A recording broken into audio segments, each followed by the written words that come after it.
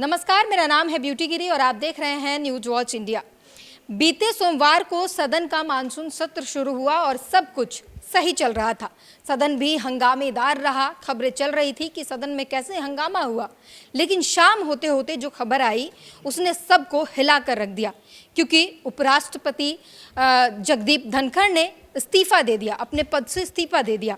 और उन्हें जो कारण बताया, उन्होंने कहा कि सेहत खराब होने के कारण वो इस्तीफा दे रहे हैं। लेकिन क्या ये इस्तीफा सिर्फ सेहत खराब होने के कारण था या ये इस्तीफा कोई और वजह के कारण दिया उन्होंने? इसमें भी सवाल खड़ा होता है कि उन्होंने इस्तीफा दिया या इस्तीफा लिया गया। तमाम इस तरीके के सवाल तैर रहे हैं, लेकिन जवाब इसका नहीं मिल पाया है। और भी कई तरीके की बातें आई, विपक्ष ने कई बातें कही। जयराम रमेश ने एक अलग ट्वीट करके उन्होंने अलग खुलासे किए। बिहार के नेताओं ने कहा कि नीतीश कुमार को उपराष्ट्रपति बनाया जाएगा, इसलिए उनसे इस्तीफा ले लिया। कि तमाम तरीके की बातें आई, लेकिन जो असल वजह है अब सामने आया है और वो वजह आपको न्यूज वॉच इंडिया पर पता चलेगा। ये वजह बताने के लिए हमारे साथ जुड़ चुके हैं सीनियर पत्रकार जो हैं नागेंद्र भाटी जी। सर, क्या वजह रही? इनसे इस्तीफा लिया गया या इन्होंने दिया? कारण बताया सेहत। तो क्या सच में सेहत ही है या इसके पीछे, पर्दे के पीछे कोई और बड़ा गेम चल रहा है? देखिए, आपके इस सवाल के जवाब से पहले मैं एक चर्चा करना चाहूँगा कि इन दिनों जब से धनखड़ साहब ने इस्तीफा दिया है, उसके बाद से चर्चा ये की जा रही है कि ये पहले उपराष्ट्रपति हैं जिन्होंने अपना कार्यकाल पूरा करने से पहले ही इस्तीफा दे दिया। तो ऐसा नहीं है। इससे पहले भी 1969 में और 1987 में दो उपराष्ट्रपति हमारे ऐसे रहे हैं जिन्होंने अपना कार्यकाल पूरा नहीं किया था।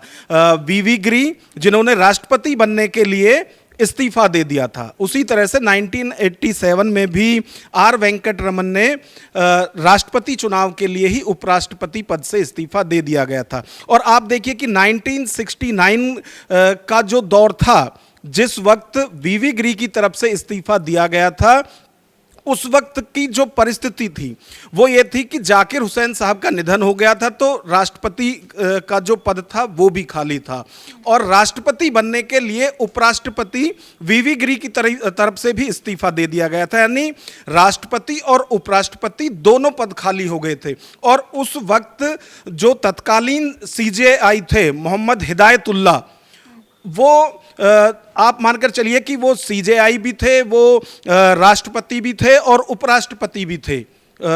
जब इस तरह का होता है तो फिर ये कानूनी प्रक्रिया है, उसमें जो सीजेआई होगा वो करेगा।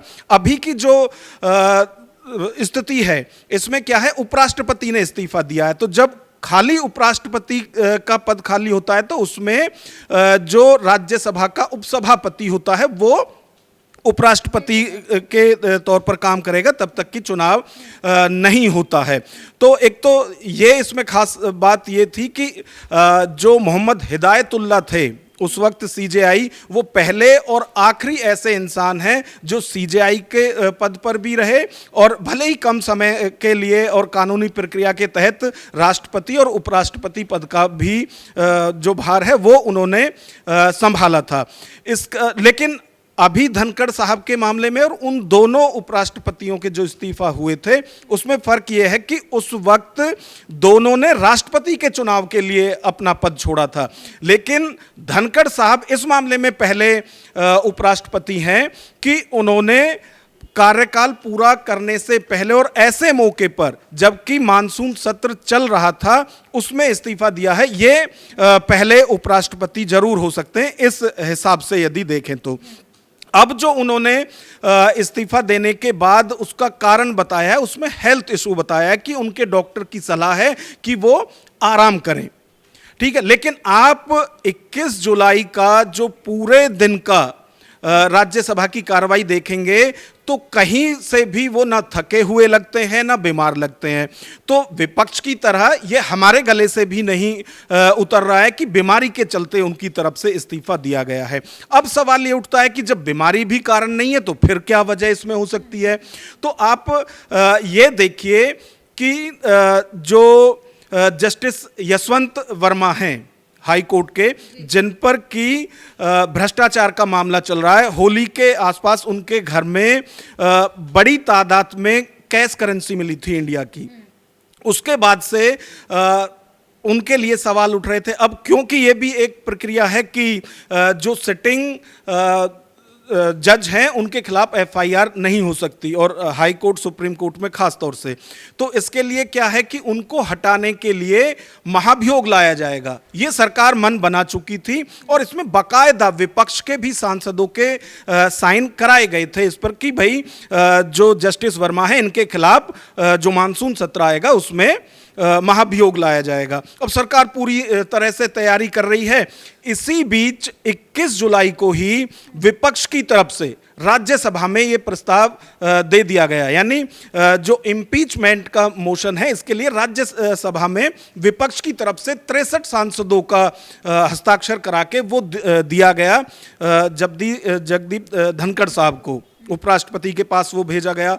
और इसमें एक और पेचीदा मामला ये है कि शेखर यादव और एक जज हैं हाई कोर्ट के, उनके ऊपर विपक्ष खासा नाराज था कि उन्होंने कहीं सनातन के फेवर में कोई बयान दे दिया था, तो विपक्ष चाहता था कि उनके खिलाफ भी महाभियोग लाए, लेकिन सरकार ने उससे मना कर दिया था, यानी कि सरकार उसकी खिलाफत कर रही थी। लेकिन राज्यसभा में इन दोनों जजों के लिए महाभियोग लाने के लिए प्रस्ताव के लिए जो है वो दिया गया उपराष्ट्रपति को, और उपराष्ट्रपति ने ये सूचना खुद चेयर पर रहते हुए पूरे सदन को भी दी, और उसमें बाकायदा जो लॉ मिनिस्टर हैं उनसे ये पूछा भी गया कि क्या ये मोशन इस तरह का लोकसभा में भी आया है, तो वो सक पका गए क्योंकि वो तो तैयारी में ही थे और यहां विपक्ष कर चुका था।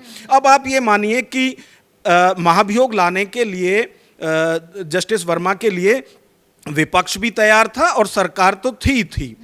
अब अगर ये विपक्ष की तरफ से आता है मोशन तो इसमें, और उसके बाद हटाया जाता है यदि जस्टिस वर्मा को, तो उसका क्रेडिट किसको मिलेगा? विपक्ष को। लेकिन कोई भी सरकार ये चाहेगी नहीं, और यही वो ट्रिगर पॉइंट है जिसके चलते हुए धनखड़ साहब को इस्तीफा देना पड़ा, मुझे ऐसा लगता है, क्योंकि ये सारा मामला क्रेडिट का है।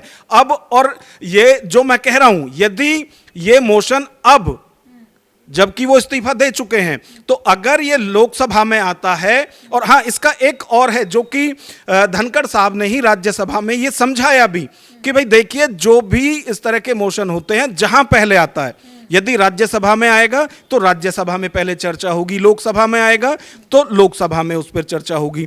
तो पूरी तरह से सरकार बैकफुट पर जा रही थी इस सारे मामले में। और आपको याद होगा कि राजनाथ सिंह ने भी एक बार कहा था कि यदि सुप्रीम कोर्ट के चीफ जस्टिस चाहें तो वो एफआईआर कर सकते हैं जस्टिस वर्मा पर। तो सरकार जहां इतनी संजीदगी के साथ इस मामले को उठा रही थी और संसद में इसको लाने की पूरी प्लानिंग की जा रही थी, जिसमें कि विपक्ष के नेता राहुल गांधी सहित बहुत से नेताओं के इसमें साइन कराए गए थे, और 152 सांसदों के बताए जा रहे हैं कि उसमें साइन कराए गए थे। ऐसे में फिर राज्यसभा में वो आया, और धनखड़ साहब ने ये ऑन चेयर कहा है कि इस पर वो कल इसको देखेंगे जो प्रस्ताव है इस पर। तो यदि वो मंगलवार में आते तो आप समझिए कि जो विपक्ष की तरफ से दिया गया था मोशन उस पर चर्चा होती और सारा क्रेडिट विपक्ष के लिए जाता। तो ये एक बड़ा मुद्दा मुझे लगता है कि इसके बाद दबाव बनाया गया होगा इस्तीफा देने का, और उसके बाद ये सारी चीजें हुई हैं। तो इसके अगर विपक्ष को सिर्फ क्रेडिट ही नहीं जाता, विपक्ष सरकार को घेरने की भी फुल कोशिश करती। अच्छा, इसमें जयराम रमेश ने एक लंबा चौड़ा ट्वीट लिखा और उसमें भी उन्होंने बताया कि बीएससी की जब बैठक हो रही थी तब जो है उपराष्ट्रपति इंतज़ार करते रह गए, ना किरण रिजिजू वहाँ पहुँचे, ना ही जेपी नड्डा पहुँचे, और वो इंतज़ार होते रह गया, वो नहीं पहुँचे। हालांकि उन्होंने बाद में सफाई दी थी कि हमने पहले ही इन्फॉर्म कर दिया था। इसके पीछे के क्या वही नाराज़गी होगी या पहले ही इन्हें कोई कॉल आ गया, क्या कुछ रहा होगा? देखिए, बिजनेस एडवाइजरी कमेटी की जो मीटिंग थी ये 4:30 बजे के आसपास हुई है 21 जुलाई में, और धनखड़ साहब जो ये इम्पीचमेंट मोशन है इसके लिए पहले ही सूचना दे चुके थे।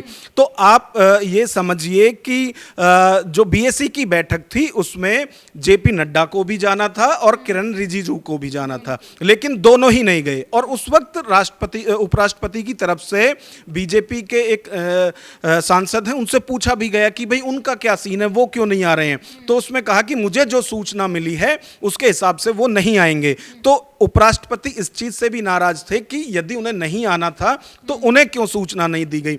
लेकिन शाम होते होते, उसके बाद रात होते होते जो सारा डेवलपमेंट हुआ वो सबके सामने था। नाराजगी आप देख लेना यही निकलेगी कि जो क्रेडिट सरकार को जाना चाहिए था, अगर ये एक्सेप्ट हो जाता प्रस्ताव तो फिर वो विपक्ष के हिस्से जाने वाला था। और अब जबकि जो उपसभापति थे राज्यसभा के, अब वही क्योंकि चेयरमैन हो गए हैं, तो अब उनके विवेक के ऊपर है कि वो किस तरह से इसको आगे देखते हैं। तो आप ये मानकर चलिए कि यदि लोकसभा में अब चर्चा होती है और मोशन पहले वहां आता है तो वजह यही थी, चाहे इसमें कोई भी इशू बताया जाए।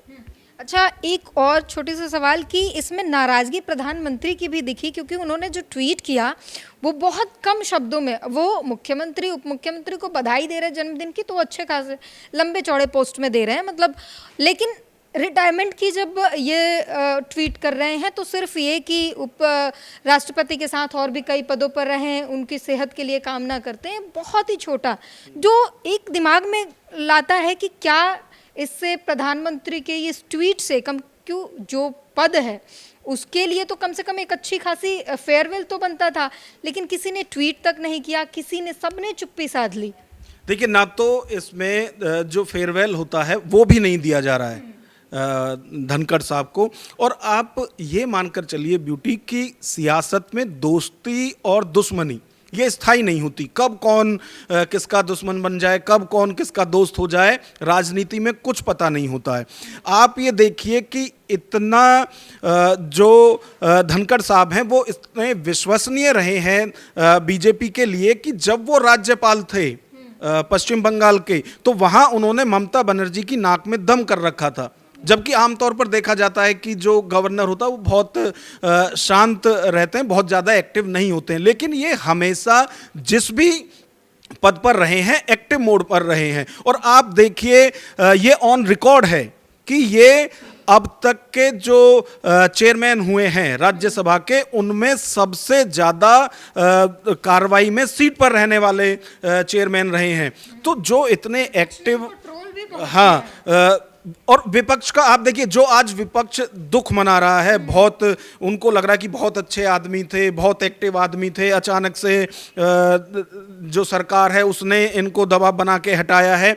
वही विपक्ष अब से 6 महीने पहले अविश्वास प्रस्ताव इनके खिलाफ लाए थे। तो जो 6 महीने पहले बहुत बुरे थे वो अचानक से अच्छे कैसे हो गए। तो मैं यही कह रहा हूं कि राजनीति में दोस्ती दुश्मनी स्थायी नहीं होती है, ये सारा अभी देखने को मिल रहा है। और आप देखिए कि कई जगह ऐसे फोटो, ऐसे वीडियो हैं जिनमें कि मनमोहन सिंह से भी ज्यादा आप देखें कि आत्मीय होते हुए दिखाई देते हैं जब जगदीश धनखड़ जो हैं वो प्रधानमंत्री के सामने। क्योंकि विपक्ष में जब बीजेपी थी तो वो सवाल उठाती रहती थी कि प्रधानमंत्री सोनिया गांधी है या फिर मनमोहन सिंह हैं, वो इतने उनके सामने झुकते थे। उसी तरह की फोटो इनकी भी आती थी, रोज ट्रोल किया जाता था कि उपराष्ट्रपति पद की गरिमा का ख्याल नहीं रखते हैं, ये नहीं रखते, लेकिन आज वो विपक्ष के लिए बहुत अच्छे हो गए हैं।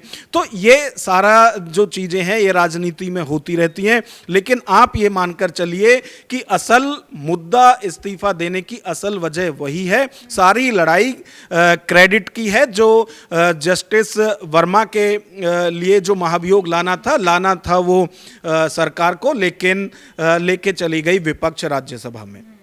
तो क्योंकि राजनीति में क्रेडिट जो है वो बहुत बड़ी चीज़ होती है, और जब एक को क्रेडिट जाता है तो दूसरे पर सवाल खड़े होने लगते हैं और यही सबसे बड़ी वजह रही उनके इस्तीफे की, क्योंकि नाराज़गी हो प्रधानमंत्री के ट्वीट से आप देख लें, चाहे बीजेपी के तमाम नेताओं की भाषण देख लें, उनकी प्रतिक्रिया देख लें, और या फिर आप पहले दिन मानसून सत्र के पहले दिन की कोई भी रिकॉर्डिंग उठाकर देख ले, जहां पर ये समझ पता ही नहीं चलेगा कि उनकी सेहत में कोई खराबी है या उन्हें आने वाले समय में इस्तीफा देने वाले हैं, ऐसा कुछ एहसास ही नहीं होगा। अगर देना भी होता तो आमतौर पर ऐसे बातें हो रही कि अगर देना भी होता तो एक बार वो अनाउंस कर सकते थे सभा में, या सेहत खराब ही था तो मानसून सत्र शुरू होने के पहले वो दे सकते थे। इस तरह की चीज़ें हो सकती थी। एकाएक जो सामने आई है चीज़ें, उस पर जाहिर तौर पर यही है कि क्रेडिट की बात है, और सरकार जब पहले से ही इस पर कदम उठा रही थी, उसके बाद भी विपक्ष के तरफ से इम्पीचमेंट को स्वीकार कर लेना और फिर सवाल कर देना कि आपके तरफ से ये कब होगा, ये शायद बीजेपी को अच्छा नहीं लगा, सरकार को अच्छा नहीं लगा, और उसके बाद राष्ट्रपति को इस्तीफा देना पड़ा। और उसके अंदर की बातें जो भी चीज़ें रही हों, सारी चीज़ें जो है अब धीरे धीरे बाहर आ रही हैं, और सबसे बड़ी बात यही रही। इस पूरी बातचीत पर आपकी क्या प्रतिक्रिया है, हमें ज़रूर बताएं।